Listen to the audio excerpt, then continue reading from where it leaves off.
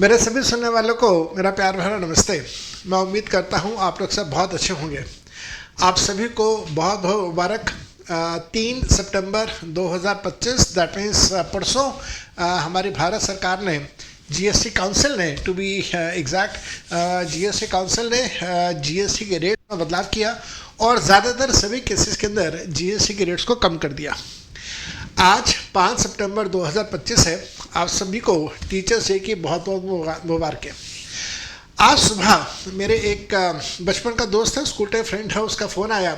वो teachers day wish कर रहा था मेरे को और उसके बाद कुछ हमारी बातचीत हुई। उसने मेरे घर परिवार के बारे में पूछा, मैंने उसके घर परिवार के बारे में पूछा और बातों बातों में उसने मेरे को बताया कि मेरा तो काफ़ी नुकसान हो गया। मैंने कहा नुकसान हुआ, क्या हुआ? कहता यार वो 3 तारीख को जीएसटी के रेट्स कम हो गए। कार के केस में 28% से घट के 18% हो गया। तो मैंने उससे कहा अच्छा तूने कौन सी कार खरीद ली? कहता नहीं अभी खरीदी नहीं है मैंने कोई कार, अभी तो सिर्फ कार मैंने बुक करवाई है, दिवाली पे परचेस करूँगा।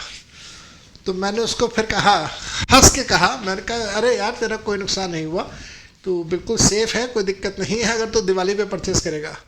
कहता यार कैसी बात कर रहा है? अभी 3 तारीख को तो अनाउंस हुआ कि जीएसटी का रेट 28 से घट के 18 हो गया और मैंने तो 3 तारीख से पहले ही बुकिंग करवा लिया था, तो मैं तो फंस गया। अब तो मेरे ऊपर पुराना रेट 28% का ही लगेगा। तो मैंने अपने दोस्त से वादा किया कि कोई बात नहीं, परेशान मत हो, मैं आज रात को एक वीडियो दूंगा जिसमें मैं समझाऊंगा कि 22 सितंबर या 22 सितंबर के बाद कौन सा रेट अप्लाई होगा, नया रेट अप्लाई होगा या पुराना रेट अप्लाई होगा, और ये हम लोग कैसे पता लगाए कि हमारे केस में कौन सा रेट अप्लाई होगा। आप सभी का इस क्लास में स्वागत, रादर क्लास नहीं बोलना चाहिए, वीडियो बोलना चाहिए, इस वीडियो में स्वागत।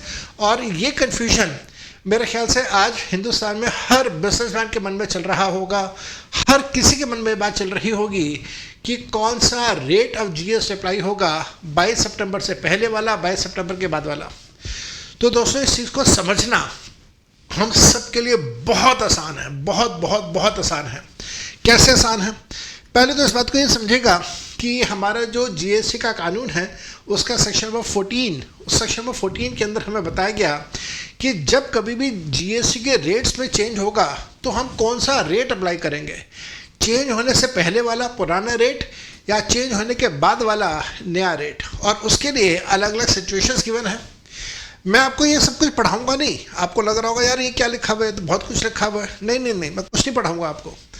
मैं तो बस सिंपल तरीके से, बहुत बहुत आसान तरीके से आप लोगों को ये समझाऊंगा कि कौन सा रेट अप्लाई होगा। और ध्यान रखिएगा, अगर आप एज अ कस्टमर हैं तो एज अ कस्टमर भी आपको ये बात पता होनी चाहिए कि आपके ऊपर कौन सा रेट लगेगा, नया रेट लगेगा, पुराना रेट लगेगा।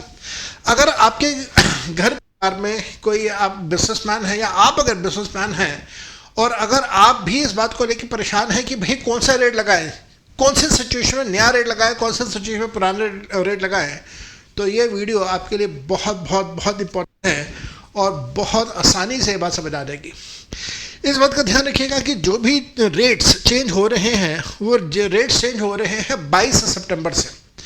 नाउ यहाँ पे एक क्वेश्चन मेरे मन में आता है कि साहब 22 सितंबर क्यों? 22 सितंबर की डेट ऐसी क्या खास है इस तारीख में?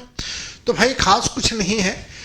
हमारे देश में नवरात्रे स्टार्ट हो रहे हैं, फेस्टिवल सीजन स्टार्ट हो रहा है और फेस्टिवल सीजन में फेस्टिवल सीजन स्टार्ट फ्रॉम नवरात्रे, और नवरात्रों में जो पहला नवरात्रा है वो 22 सितंबर का है। तो मेरे ख्याल से भारत सरकार की सोच यही रही होगी, हालांकि ऐसा उन्होंने कहीं पे कहा नहीं, कहीं पे लिखा नहीं, लेकिन मैं जो समझ पा रहा हूँ कि एक सोच ये रही होगी कि नवरात्रों से पहले, नवरात्रे से हम लोग ये वाले चेंजेस अप्लाई कर दें।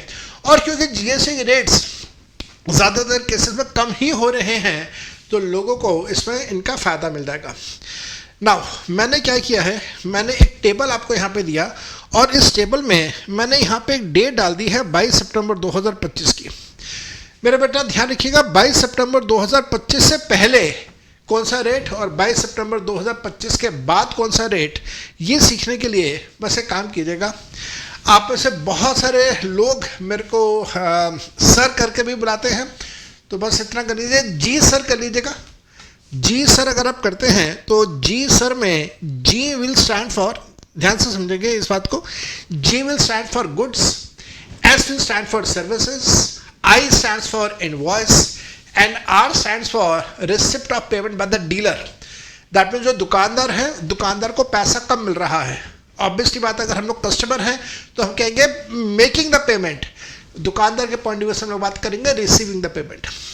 तो हमारे पास तीन लार्ज फैक्टर्स हैं। पहला फैक्टर हमारे पास आता है गुड्स और सर्विसेज, दूसरा आता है इनवॉइस जिसको हम लोग सिंपल भाषा में बिल भी बोलते हैं, और तीसरा हमारे पास फैक्टर आता है पैसा, making the payment, receiving the payment. Customer making the payment, दुकानदार के पॉइंट ऑफ व्यू से रिसीविंग द पेमेंट। अब दुकानदार आपके ऊपर कौन सा रेट चार्ज करेगा वो इन तीन चीज़ों के ऊपर डिपेंड करेगा। वन, गुड्स एंड सर्विसेज, दूसरा इनवॉइस, और तीसरा receiving the payment from the customer. ये तीन फैक्टर्स हैं। बहुत आसान तरीका मैं आपको दे रहा हूँ, लिटमस टेस्ट इसका पास करके देख लेना कि ये बिल्कुल ठीक बैठेगा। इन तीन में से कम दो फैक्टर जिस तरफ होंगे आप उस तरफ का रेट लगा देंगे। मैंने क्या कहा, जिस तरफ होंगे। जिस तरफ का मतलब क्या हुआ, 22 सितंबर से पहले अगर तीन में से दो फैक्टर आ रहे हैं, कम से कम दो फैक्टर, तो पुराना रेट लगेगा। 22 सितंबर या 22 सितंबर के बाद अगर ये कम से कम दो फैक्टर आ रहे हैं तो फिर आपने नया रेट अप्लाई करना है। करके देखते हैं, इस बात को जरा समझते हैं। पहले एक बार फिर से तीन फैक्टर कौन से हैं हमारे पास। तीन फैक्टर हैं। पहला फैक्टर है हमारे पास गुड्स और सर्विसेज। हालांकि सर्विसेज में भी रेट्स चेंज हुए हैं, लेकिन कब हुए हैं एज कम्पेयर टू गुड्स। दूसरा फैक्टर है इनवॉइस, जिसको हम लोग सिंपल भाषा में बिल बोलते हैं। और तीसरा फैक्टर हमारे पास है receiving the payment by the dealer, that is दुकानदार को पैसा कब मिल रहा है या ग्राहक पैसा कब दे रहा है। ये तीन फैक्टर समझ आ गए। और 22 सितंबर की डेट याद रखिएगा, नवरात्रों का पहला दिन है। पहला नवरात्रा 22 सितंबर 2025 का है। तो 22 सितंबर को या उसके बाद, 22 सितंबर से पहले दैट इज 21 सितंबर तक। आइए जरा इस बात को समझते हैं।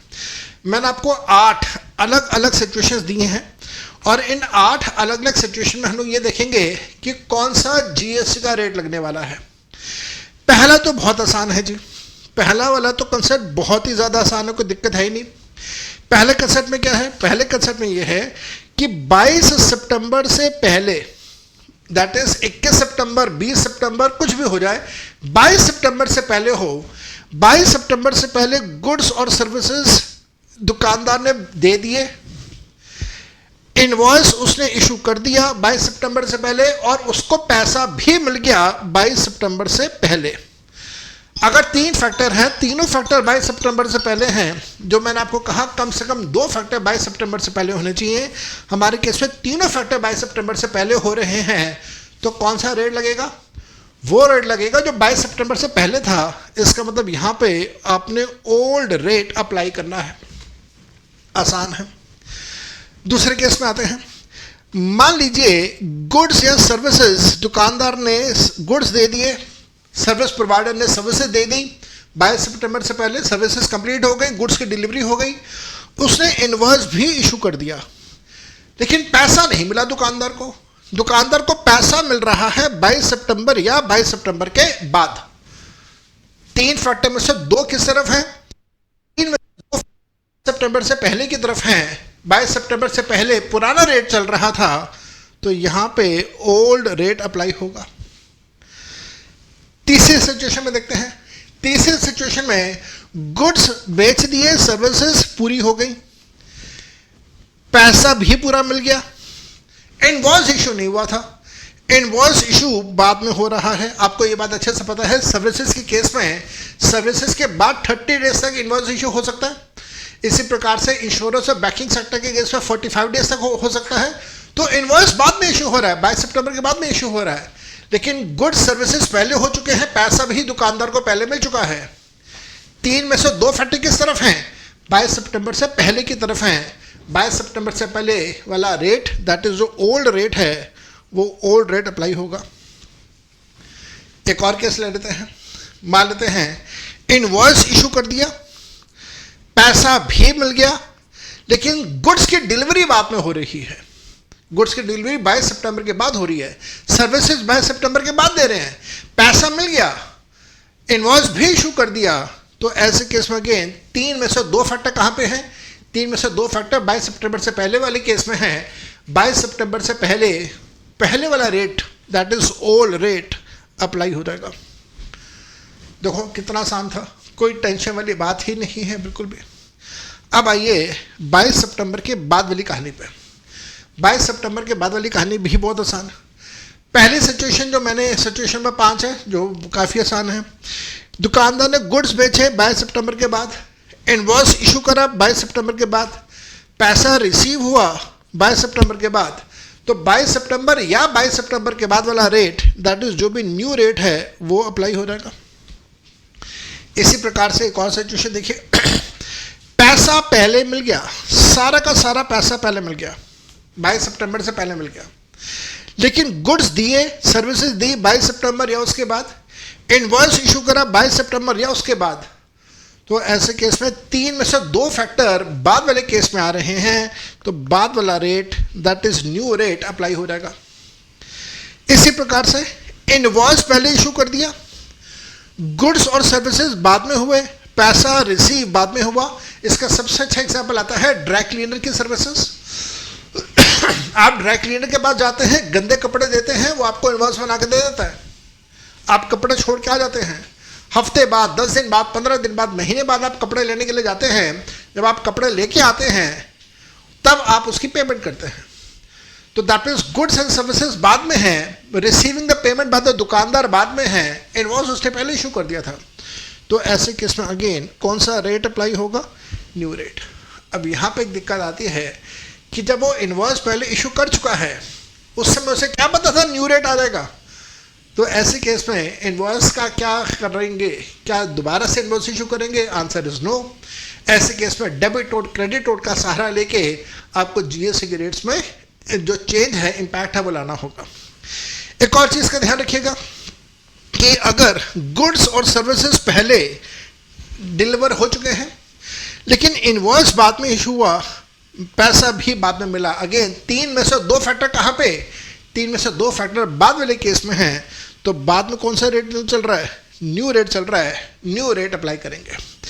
देखो कितना ही आसान तरीके से मैंने आपको यहाँ पे समझा दिया कि कौन से सिचुएशन में न्यू और कौन से सिचुएशन में ओल्ड रेट अप्लाई होगा। अब वापस आता हूँ अपने दोस्त की बात पे। मैंने अपने दोस्त से पूछा कि भाई तूने क्या पूरी पेमेंट कर दी है? कहता नहीं, मैंने तो सिर्फ बुकिंग अमाउंट 50,000 रुपये दिए हैं कार के। तो ध्यान रखिएगा, जब आप सिर्फ बुकिंग अमाउंट या छोटा मोटा एडवांस पेमेंट्स कर रहे होते हैं तो एडवांस पेमेंट्स के ऊपर जीएसटी नहीं होता, क्योंकि ना तो गुड्स सर्विसेज डिलीवर हुए ना इनवॉइस इशू हुआ। तो वहाँ पे 50,000 के ऊपर कोई भी जीएसटी चार्ज नहीं हुआ होगा, वहाँ तो कोई दिक्कत ही नहीं है ओल्ड रेट या न्यू रेट के हिसाब से।